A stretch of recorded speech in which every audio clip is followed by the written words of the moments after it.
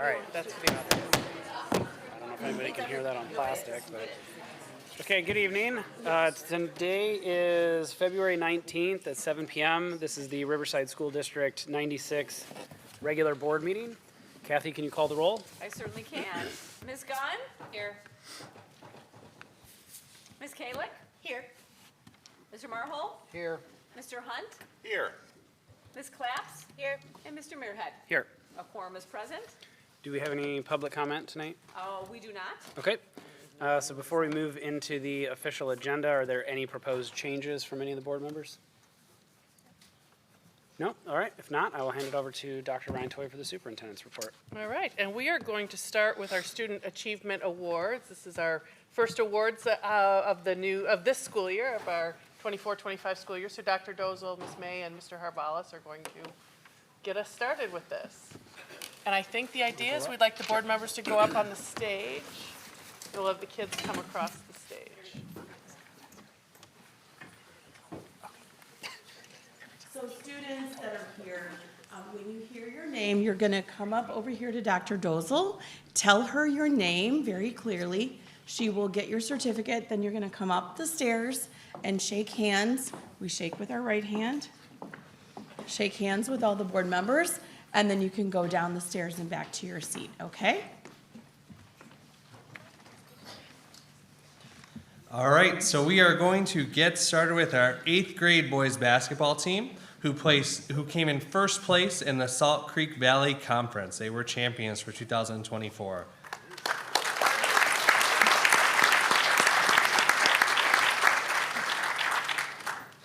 Declan Ahern, Dominic Bojovic, Truman Carnahan, Walter Chase, Jeremiah Cintron, Jonathan Dorgan, Anas Duhabi, Mateo Herrera, Georgie Kirsch, Dean Maubin, Bryce Sherman, Braden Sloan, Gavin Sweetster, Edward Wolf, Trey Wiskiel.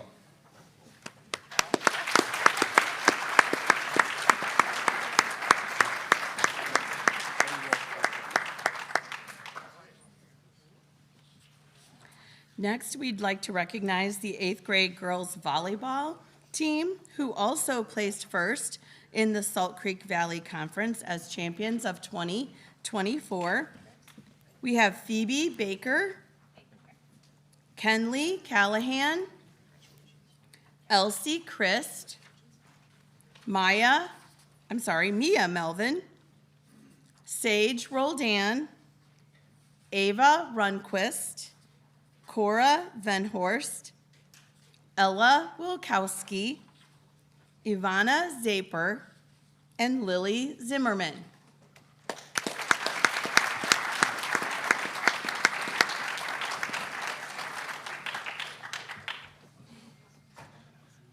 Next up, we have our 8th grade soccer team who placed first in the Salt Creek Valley Conference this year as well.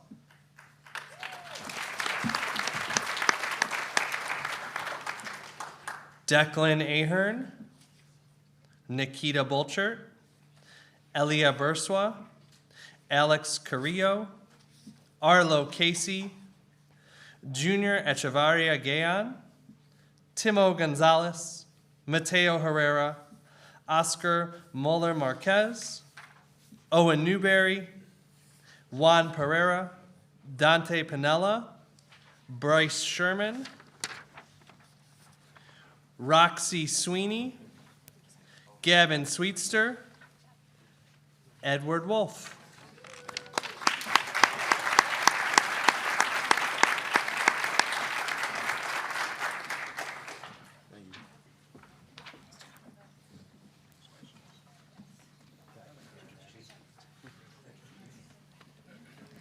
Next, we'd like to recognize the 2024 Fenwick Math Contest AA Division 4th place team, Frankie Harford, Charles Ip,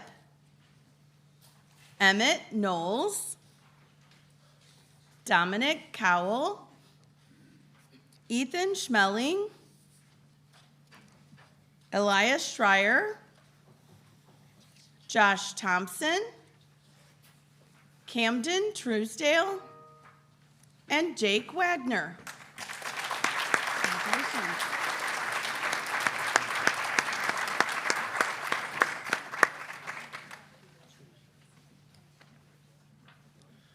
Next up, we have students who participated in our WSCAE Student Leadership Conference.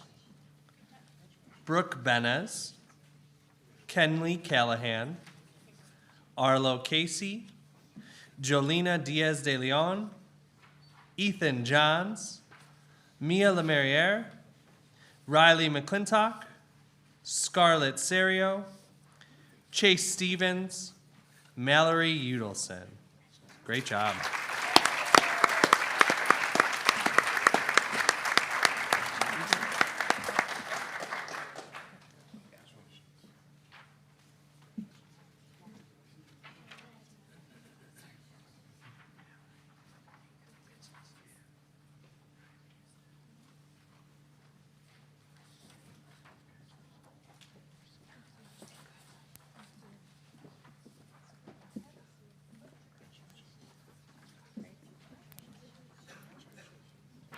Okay, next we would like to recognize the winners of our book bowl this year, the Nerds Gummy Clusters. And that would be Ella Chesman, Evelyn May, Adeline Morell, and Annalise Walsh. They were quite the winners.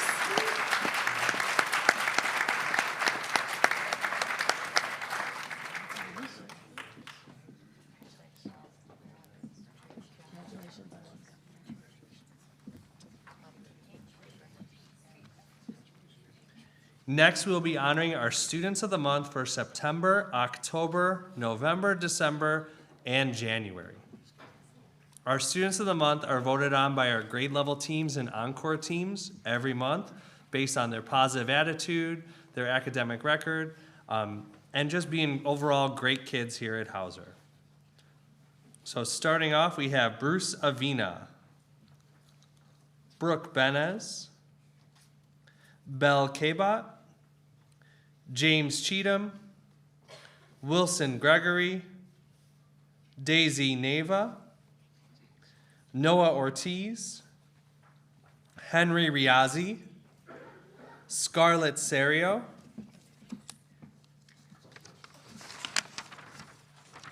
Alejandro Carrillo, Mia Drenth, Andre Jimenez Ibarra, Olivia Johnson, Anna Lorch, Mia Makovetsky, Rocco Rataka, Maggie Schlee, Franz Zabek, Adeline Dvorak, Miguel Flores, Elise Kleiber, Oscar Mueller, Lydia Newsom,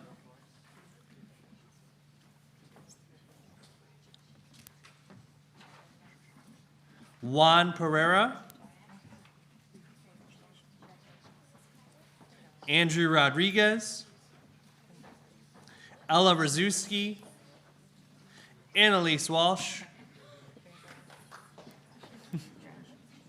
Kyle Zidlicki, Marco Batista, Max Bolt, Violet Durek, Emmett Knowles, Mateo Padilla, Logan Pakraka, Timmy Shannon, Ella Thompson, Mallory Udelson, Noah Angarita, Vanessa Umana, Peter Jovic, Zach Kajmarzik, Tyson Lewis, Dee Maubin, Nora McCoy, Henry Riazzi, Lucas Scarpelli.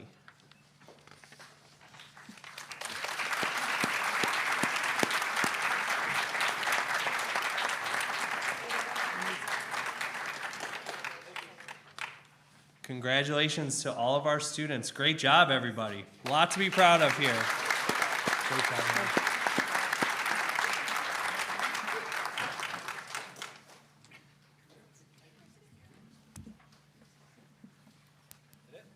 That's it?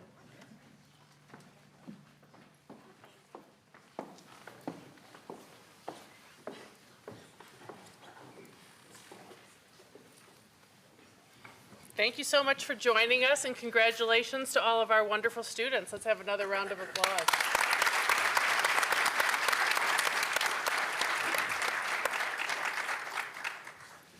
So you're all more than welcome to stay, but if not, As we are moving on to our audit presentation,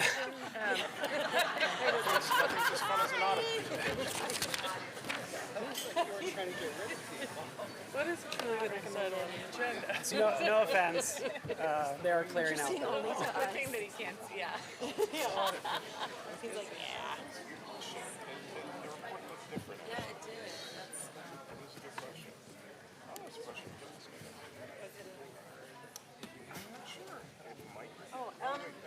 You know, usually I do that. The report format looked different. Take one down, pass them around. Dun, dun, dun, dun, dun, dun. I'll hold one, pass it around. Next best thing.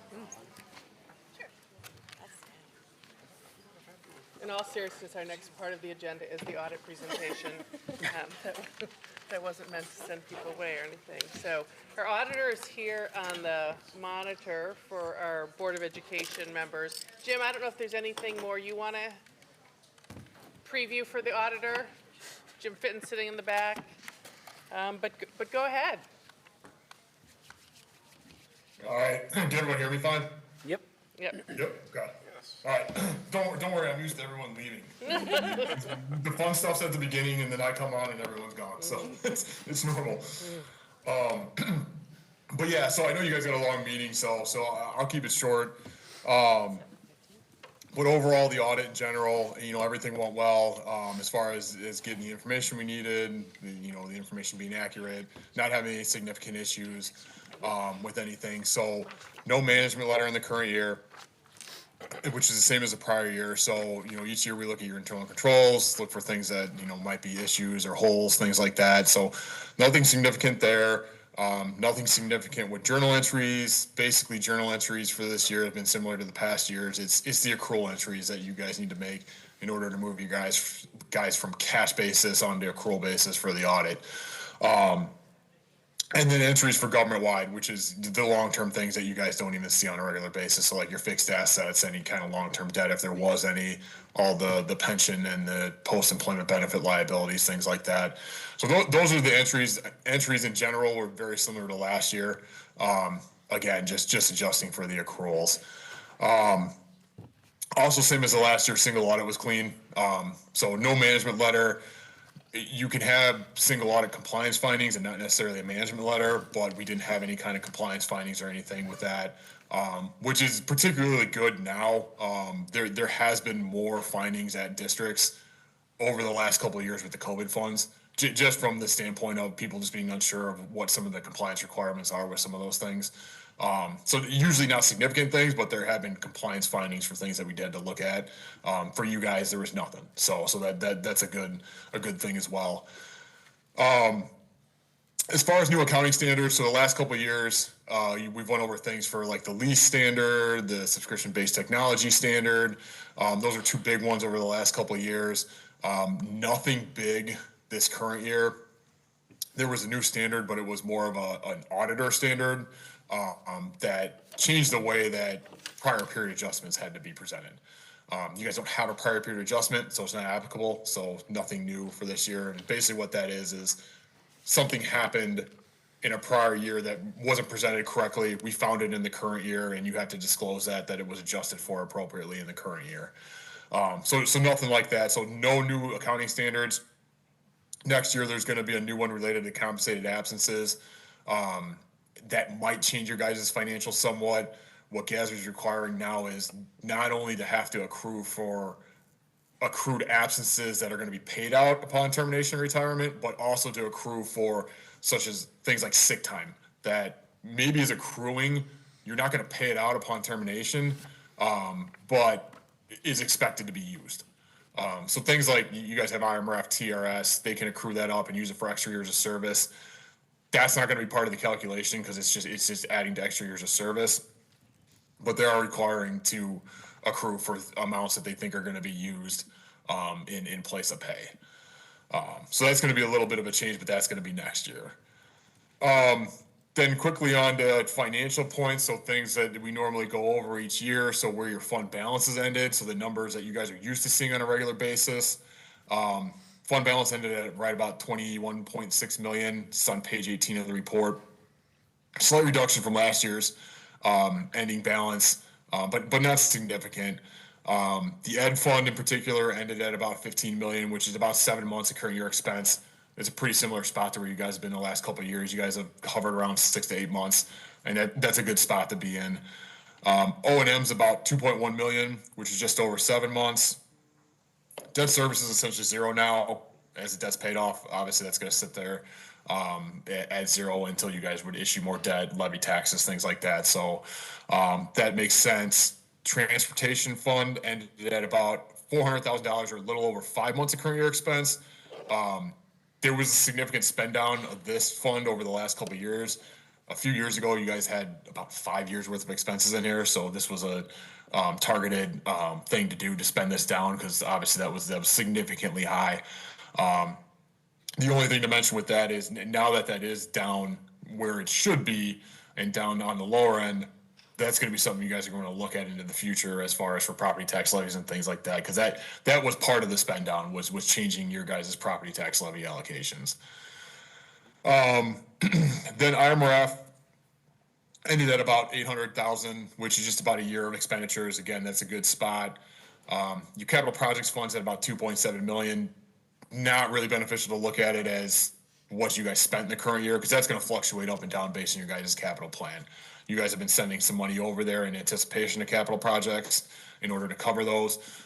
So that's where that balance is set aside for. Tort then is just under 600K, which is about 4 years of expense. So that one's still on the high side, but that has been going down. This is something we've pointed out for a few years now, but each year it's consistently been going down. A couple of years ago it was about at 6 years for comparison's sake. So that's going in the right direction. So overall, funds are in a good shape. If you see the financial profile score in the AFR, that was at 4, which is at a recognition designation. That's looking at your operating funds and looking at things like what kind of debt you have, what assets you have, things like that. So in a good position there. Then lastly for the government-wide financial statements. So these are the statements you guys aren't used to looking at on a regular basis. This is where your fixed assets come into play, the pension OPEB liabilities, like I mentioned earlier. Ending net position there was about 55 million, which was about a $4.7 million increase from the prior year. Page 14, there's a reconciliation that I point everyone to each year. That gives you a breakdown of why that number is different from the funds that we just went over. So with the funds, it was showing a small decrease for the year, but obviously government-wide, I just mentioned, is showing closer to a $5 million increase. Main reasons for that have to be the capital projects that you guys spend. In the funds, those are expenditures. When you get to the government-wide, they're fixed assets. So those essentially go up into a fixed asset account on a balance sheet and you depreciate them over time. So you're removing that expense in total. So when you have a significant amount more of capital expenditures like you did this year in comparison to your depreciation, it makes things look better on the government-wide because you're going to depreciate that amount over time. The other change is mainly related to the THIS liability, so the teacher's health insurance liability. A couple years ago, they negotiated new rates, flat rates, that significantly reduce that liability for every district. So we've seen this across all districts where it's not even an expense related to this liability. It's actually been a quote unquote revenue because the liability has been decreasing. We've seen that at all the districts. So they basically had lower negotiated rates, and then rates were staying flat for a certain period of time. So it greatly reduced that actuarial calculated liability for contributions that were going to need to be made to THIS. Then overall footnote wise, with no new standards that affected you guys, no real changes to the footnotes other than the updates for the current year numbers. So nothing, different from what was just discussed with the funds. And then overall, those were the main things we normally go over. So unless you guys have specific questions, that is it for me. Any questions? I do not have any specific questions. All right. No, everything looks good, so. Yeah, thanks think so we're good. much. We appreciate it. Awesome. I don't know where Jim All right. went. Jim, any other? He's behind the Oh, screen. he's right You behind the can't- screen. he's Any hiding other- from you. Any other comments, Jim, from you? Okay. See the only one there? No, there are more people here. All right, Okay. thanks so much. All right, thank you. Okay, Everyone have a good one. all right. Thanks. I have a couple other items under superintendent's report. One is just update information for everybody about the World Strides trip to Washington DC, the 8th grade trip. And I know the board, we've been careful to sort of point out that the 8th grade trip is really not a District 96 sponsored 8th grade trip. It's working with World Strides as an organization that hosts this trip, works through, and actually Matt Muto is here tonight. I know that's not why you're here tonight, Matt, but we do like to share with you that this is, again, we really provide the conduit to communication, and it becomes a trip just for Hauser 8th grade students. So it is a special opportunity, but it's not a District 96 trip specifically. It is going to be May 3rd to 5th this year. 75 students are already signed up. I believe this is our 3rd year doing the trip, right? So.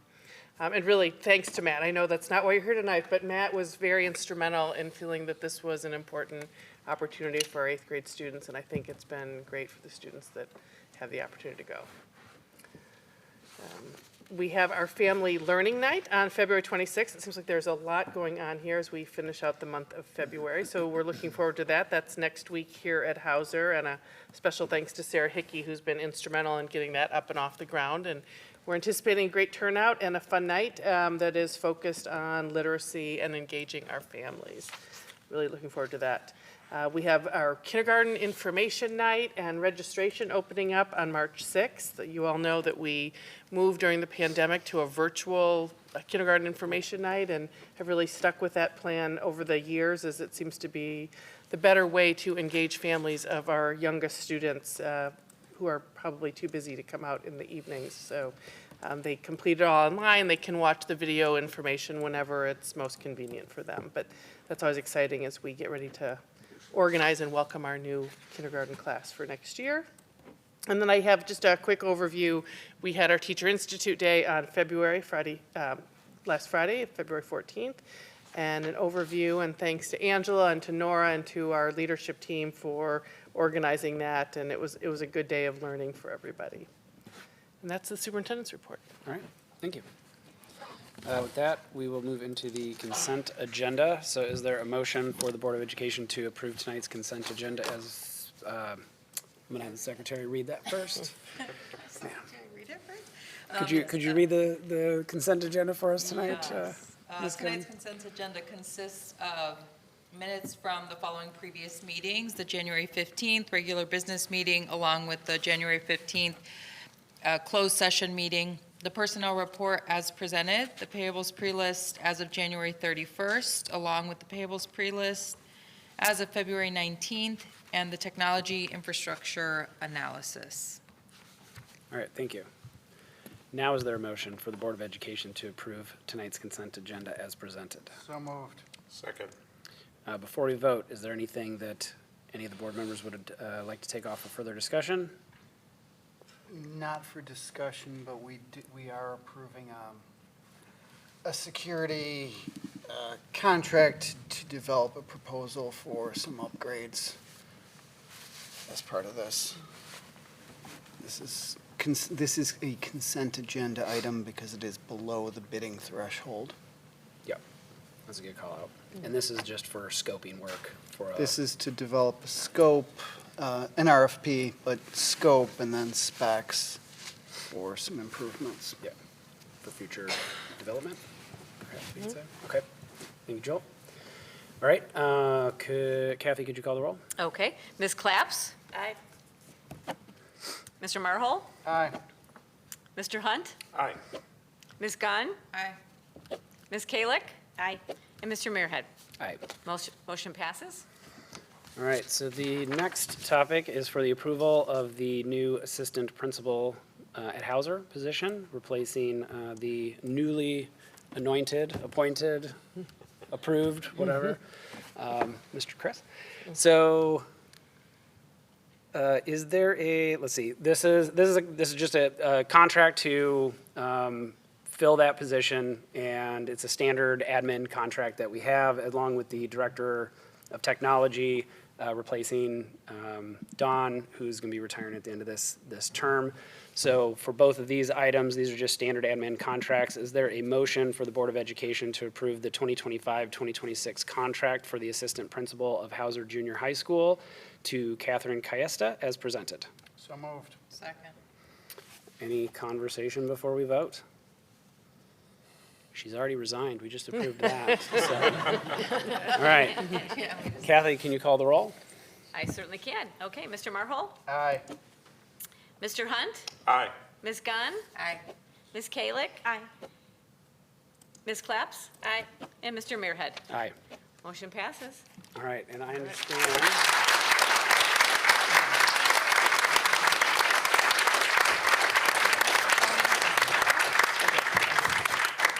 I understand Mr. Ducci would like to make a few comments. I don't know if anyone else would like to come up and say anything. You're more than welcome to as well before we move on. Oh, you're going all the way up there, all right.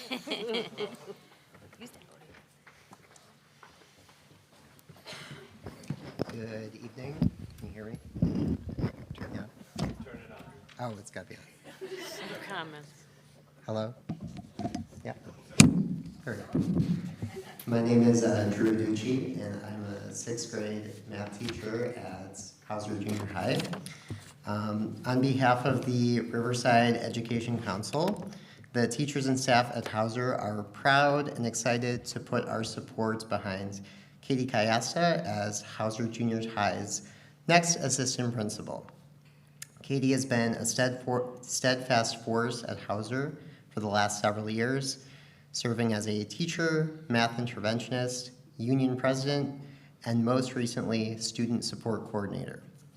Katie has also been a member of numerous district committees and has played a significant role in shaping and contributing to the district's strategic plan. Katie's professionalism, organization, communication skills, and understanding of unique student needs makes her the ideal and most wickedly talented person to step into the assistant principal role. And we know she and our new principal, Chris Harvalis, will make an amazing team. Congrats, Katie.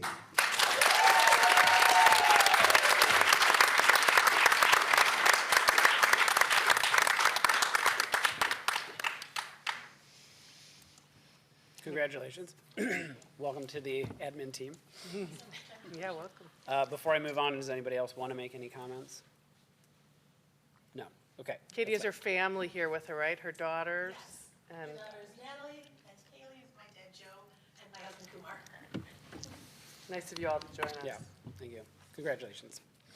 All right, and so the next one, as I mentioned, the approval of the Director of Technology.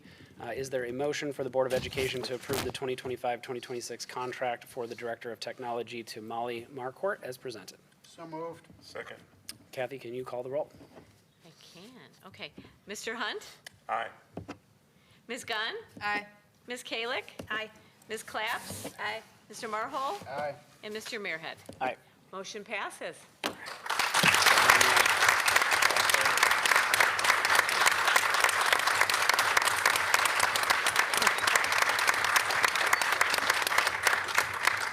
Molly is also here this evening. You brought some supporters with you also, right? Yeah. So Molly was selected out of a large pool of really wonderful, talented candidates. She was one of 5 finalists interviewed by our team that was, I want to thank Jim Fitton and Angela Dozel, Chris Harvalis, Charles Scott back there, one of our tech people, and Jonathan Hoffman, also from the tech department, along with Melanie Arazi and Ariel Pim, who are 2 of our teachers, were also on the interview and selection committee. So it was a great process. We're really excited about Molly joining us. Obviously, it's hard to say that Don is sitting right behind Molly. Just a huge appreciation to Don for all his years as he'll be retiring, but we're going to have more time to do that later on in the school year. Tonight, very much want to welcome Molly to District 96. We're really excited about our new leadership team evolving here, so very exciting. Yeah, thank you.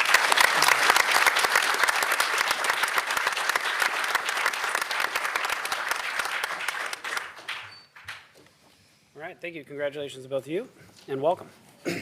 That moves us into any board member comments before we get into old business contract approvals and a few other items on here. Any commentary that anybody would like to bring up tonight? I, for one, would like to say that I'm very appreciative of D96 administration for keeping the schools open during recent cold spells and snow spells, and a lot of other districts, in their wisdom, decided to shut for the day. We kept ours open. Personally, I feel that was the right call in all those cases. My apologies to the kids for a lack of a snow day. But I do feel it was a good, the right decision, and I'm glad that it was made.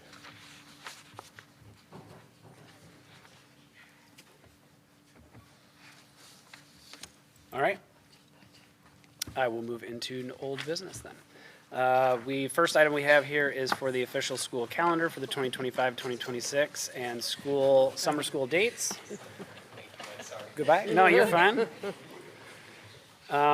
Is there a motion for the Board of Education to approve the 2025-2026 official school calendar as presented?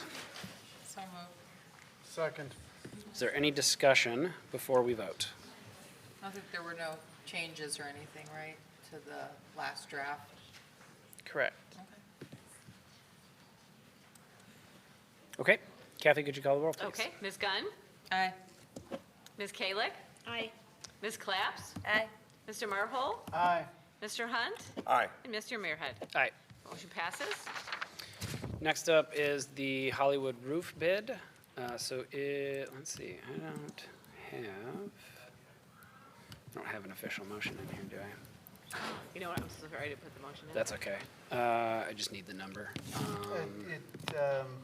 I didn't notice that. till just now. 296, Wesley. 296, 700. 700, which includes a $15,000 general allowance. Okay.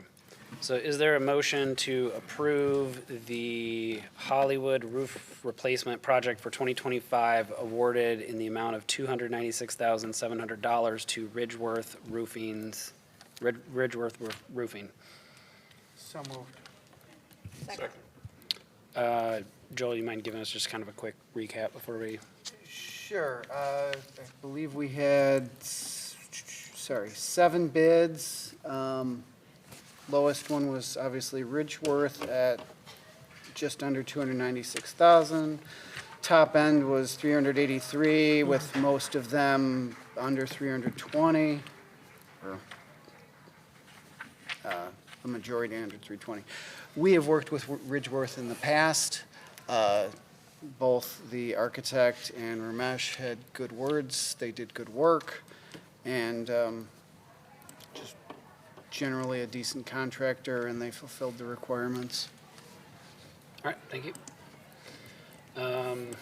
Kathy, can you call the roll? Okay. Ms. Kalick? Aye. Ms. Claps? Aye. Mr. Marhol? Aye. Mr. Hunt? Aye. Ms. Gunn? Aye. And Mr. Muirhead? All right. Motion passes. All right. Next one is the Hollywood Masonry Repair Project. Is there a motion for the Board of Education to approve the Hauser Masonry Repair Project for 2025 in the amount Do you have it? of, Or I can give it to you. $954,439 awarded to MBB Enterprises. So moved. Second. Joel, quick summary, please. Sure.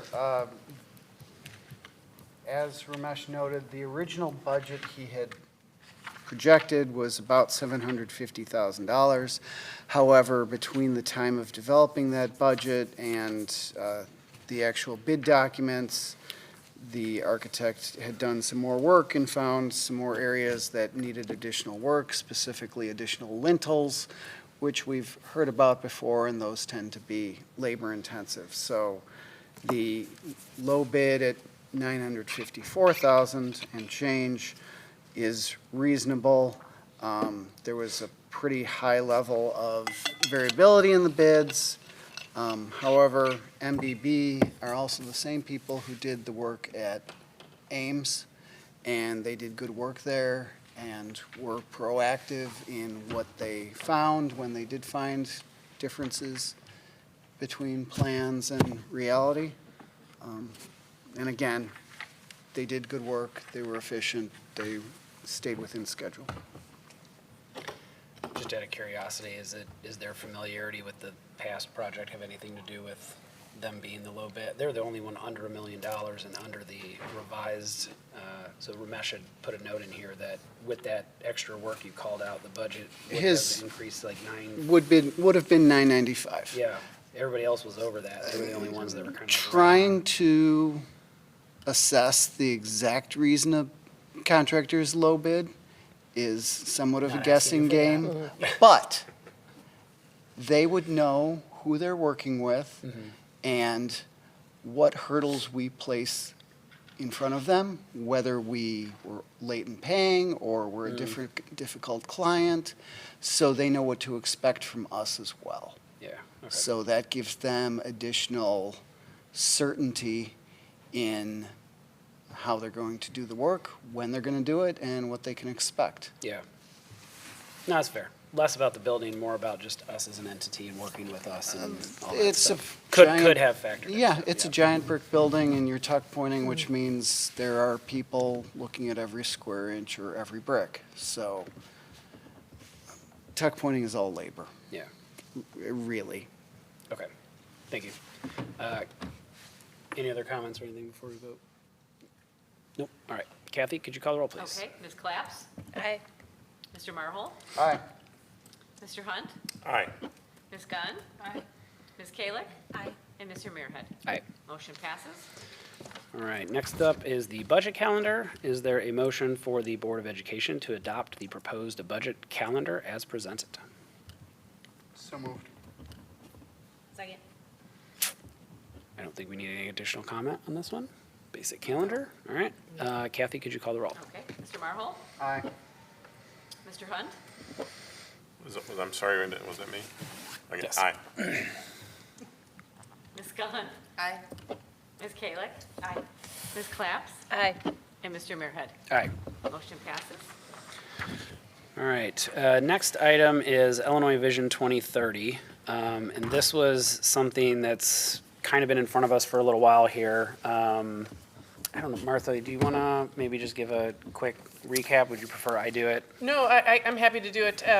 So the multiple professional organizations, School Board Association being one of them, have essentially put together, the way I think of it is very similar to our strategic plan and looking down the road, another 5 years in terms of the future of a strong public education system in the state of Illinois. And they are really asking boards to adopt this Vision 2030, endorse a strong future for our public education, really centered around student safety and well-being, high-quality workforce, and flexible, responsive, and necessary curriculum tools for our students. Should I read this? It's a page. I would not, I don't know if I- Wesley, I would say maybe just the page 2 of the The be it resolved document where it piece. says now therefore it be resolved. Can I ask a question now? Yeah. I've read this a couple of times now, and not the resolution, but the attached documentation, and it's, my goodness, it's really hard to penetrate, at least in terms of any specifics. And I mean, so it seems to me there's not a true commitment here. Am I correct on that, or what is? Definitely a lot of aspirational goals there. Yeah, and that, I don't know if you know any better, but it does feel more of just a visionary statement that, so the one thing I took away from it, I think from this article here, and I went through and I read some of their slideshows, and I didn't get super deep into it either, Dan, but what was it, like 30 slides or something like that, kind of going through each of the different pillars that they're doing. I mean, as you mentioned, it feels almost completely aligned in many different capacities with things that we already have in our strategic plan. But I don't think that they're really trying to get into a lot. It doesn't seem like they're trying to get into the specific ways in which to accomplish it. It seems like one of the things that I read in here was really just wanting the support of school districts for the school board association to then have that backing, that official public backing to say school boards are asking us to lobby for legislation. So I do, I think I agree with you. I think it's more of just, these are the things we'd like to lobby for. The details are gonna have to be ironed out by the legislature and constituent feedback and things like that. So yeah, I didn't get really a lot of substance in it. I think it was more, it does seem to be more just visionary. I agree with you. It's basically something for the education side of the public world to push on the legislative side of the world to get better legislation that they want to see, and then there's of course funding that they would like to see as well. And actually, one interesting thing that I got out of this that I did not know was with the Vision 2020 is when that whole Vision 2020 thing is what actually got evidence-based funding pushed through. Yeah. I thought that had been around much longer, actually. Yeah, So that was interesting. Just as like tying it back to some substance, but yeah, the EBF. I wasn't aware of that, so that's interesting. There's on the editorial part from IASB, they note that they want Illinois to provide a minimum of $350 million in annual evidence-based funding. Yeah, so some of it was like continuing things that are already out there with the, oh, that's right, I was blocked on this computer.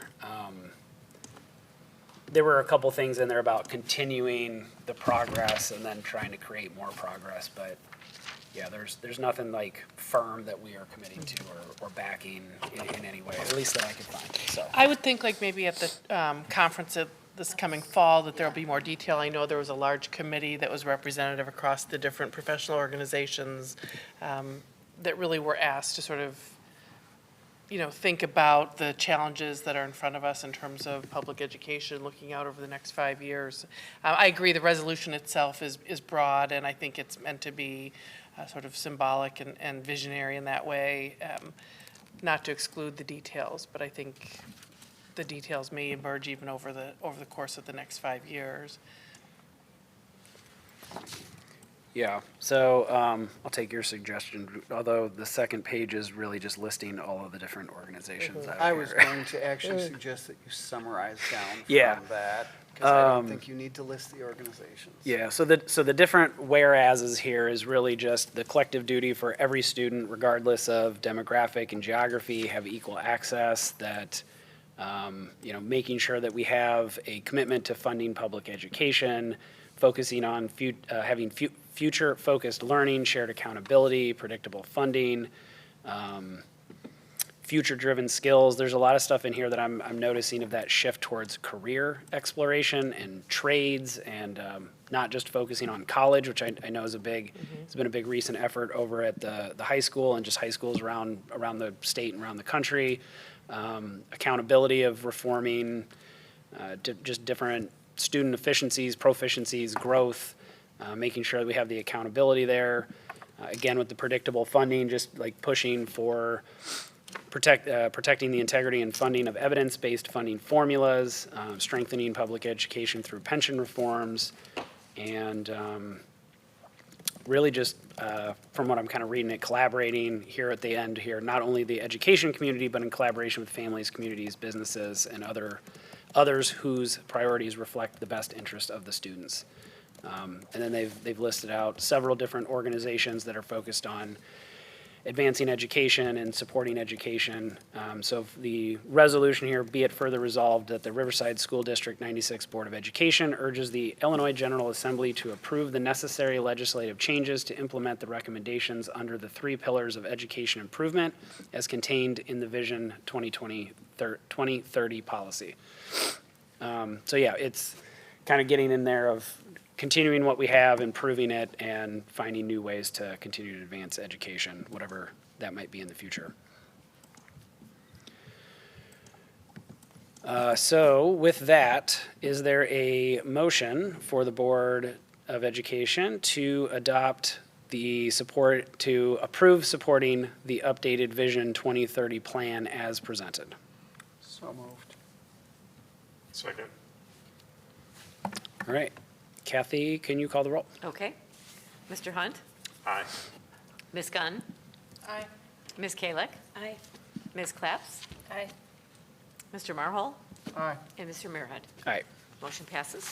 All right, and our last topic, new business discussion, which is truly a new business discussion, is around a request for proposal related to before and after care, as it's listed, but really just kind of assessing our, what we call overall student supervision, and I think this is probably going to go a little bit beyond the before and after care. I know we got draft proposals in here of some past things that we have used that are pretty focused on that, but I'll hand it over to you, Martha, to kind of talk about, kick this one off. Sure. So just really this emerged through informal conversation with many of you. I think as you shared just a desire to look at a careful review process of the before and after care programs that are offered in all 4 of our elementary schools by the same entity. Right now it's Riverside Parks and Rec. To explore just that review process, to also look carefully at Riverside Parks and Rec potentially as likely a responder to the RFP, but along with others. I know when you allude to things other than just before and after care, that as we're looking at Teacher Institute days or the possibility of half-day school improvement days, that kind of thing, having childcare options available to families, I know is something that many of you have expressed to me individually, and therefore collectively thinking as I've listened to all of you, is that something that we would want to offer to our families if we are to make more revisions to our school calendar in the future? And none of that's been decided yet, but I think that's part of what has prompted looking and understanding what other school districts do and who are the entities that can provide these kinds of services. Yeah, that last part is exactly what I was alluding to, of just kind of understanding what the options are. So as we talk about different institute days or early dismissal or late arrival or all these different options, and how we're talking about our, as you work with what the work day of the school looks like and how that impacts families. I know one big item that we always want to come back to is how does it impact the families? Like the parents still have their jobs, and that can be very disruptive to different families for different reasons. And so just what are our options to cover that as we're talking about these other opportunities to change things up during the school day without negatively impacting families. So I think it'll be interesting just to kind of see who's out there and what they can offer and what that might look like, if that is even options, to just help inform us on how we need to have those conversations within our organization. At least that's sort of my personal view on it. I don't know if anybody else wants to add any other comments related to that or this. Yeah, no, I mean, I like the idea. I think it's just sort of a strong, good kind of business decision to routinely review programs, things we have in place, much like we do with other aspects and curriculum. We were talking the other day about our architects, how we choose them, like et cetera. So I think this is one that is, well poised to just be examined, to learn to remind ourselves kind of what we currently offer, make sure there's nothing else that might better suit the needs of, our families in the district. So I appreciate the opportunity to have the proposals. I think it's a good time for it and timely, So I know you have a calendar in here. I'm trying to pull that up. Right, and this is very much a draft. Yeah. And we'd probably, hone and refine it some. based on board direction, we put this as new business discussion, so oftentimes with new business, then we bring it back for old business and approval. I think with an RFP, the board wouldn't have to formally approve it. You could direct me if this is something that we wanted to start before a March board meeting in terms of getting this out there, the process of exploration. Having given this some thought, one of my thoughts would be that there would be a committee, essentially, that would interview the respondents to the RFP. And one thought would be to have 2 board members on that committee. So board, having just 2 then provides an opportunity that it's then not established as a public meeting and we're outside the Open Meetings Act.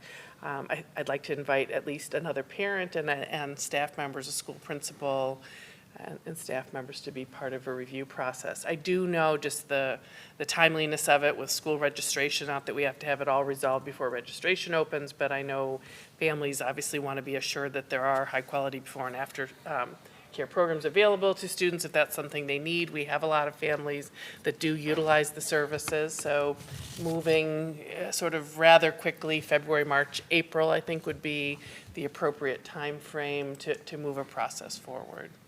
So just for discussion here tonight, do you want to sort of direct me to move more quickly? Do you want to wait and consider it and put it on a future agenda in March? I want you to move forward with it. I'm just making sure that we have enough, that potential responders have enough time to look at it and ensure that they've got the capacity, because they're making a promise when they respond to this proposal.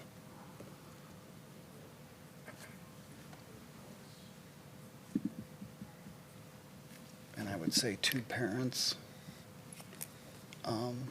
And I'd look at somebody who's got younger and somebody who's got older, or both, obviously, but. Yeah, I don't have any problem moving forward. It's just an RFP, so I think the more time we can give people to respond, we don't have to do anything with it, but I think the more time we can give people, the better, just to put all their thoughts together. Just looking through some of the questions here, I mean, you've got, I don't know, let's call it a page of some probably pretty meaty responses here. So just, I'm sure a lot of these entities probably have pitches or whatever that they could throw in here, but it's a lot of stuff that we're looking for, and we want to make sure we're making a well-informed decision if we do anything with this. So I think the more time, the better. This is not a money issue right now. And we've talked before, that before and after care is a really important part of what we do, and yet it's not core to what we do. But we know families really rely on having that added time before the school day, after the school day. Certainly if we were to make any modifications to our calendar, and I appreciate where the board has, you've really communicated this desire for if there were to be calendar revisions, for it not to have any impact on families, which I think is a really wonderful goal and very supportive of our families. And it'd be great if these organizations, or whichever organization we might potentially choose, would be able to do that. So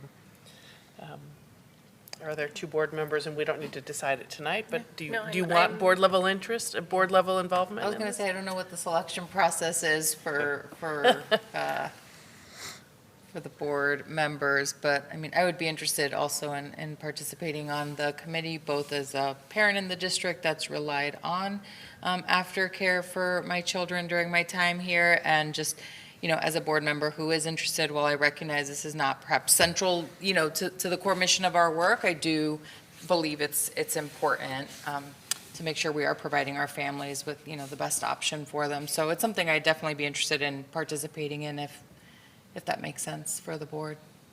I think so. I'm sorry, Selena, you were about to say.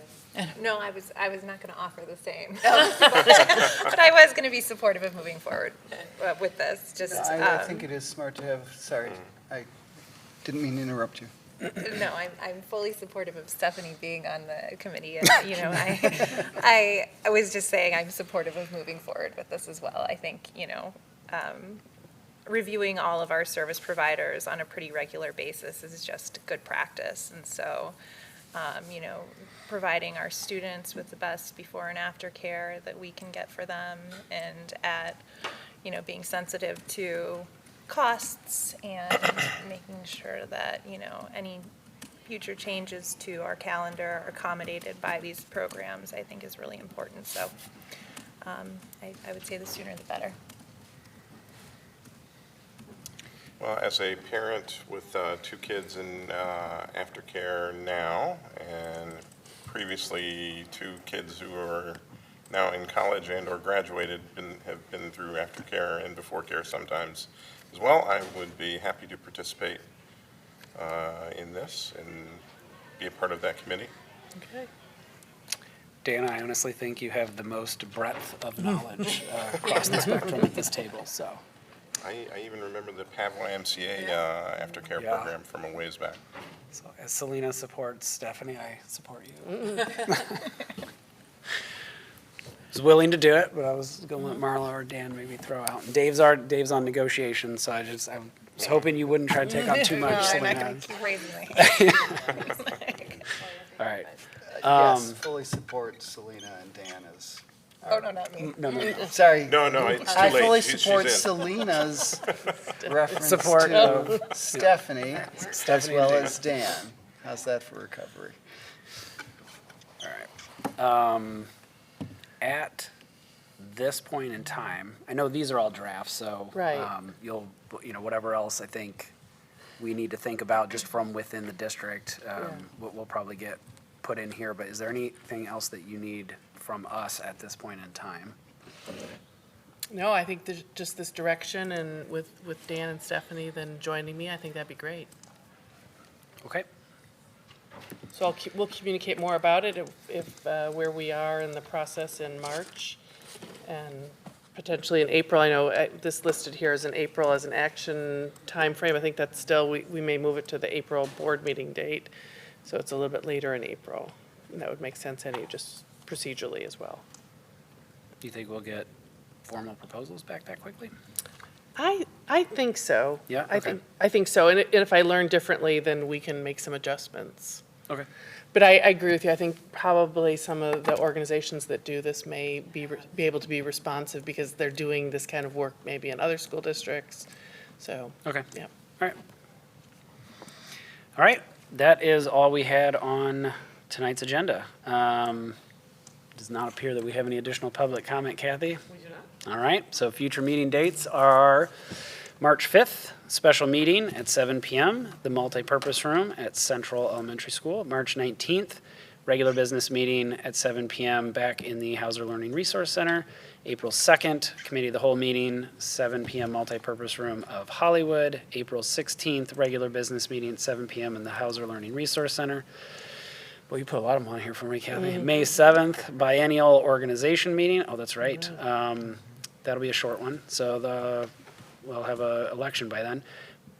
Wait, hold on. Election is April 1st, I believe. Yes, April Fool's Day. Oh, man. Yeah, okay. Whew, all right. So that'll be at the multipurpose room in Ames Elementary School, and May 21st, regular business meeting at 7 p.m. in the Hauser Auditorium. And with that, this meeting is adjourned.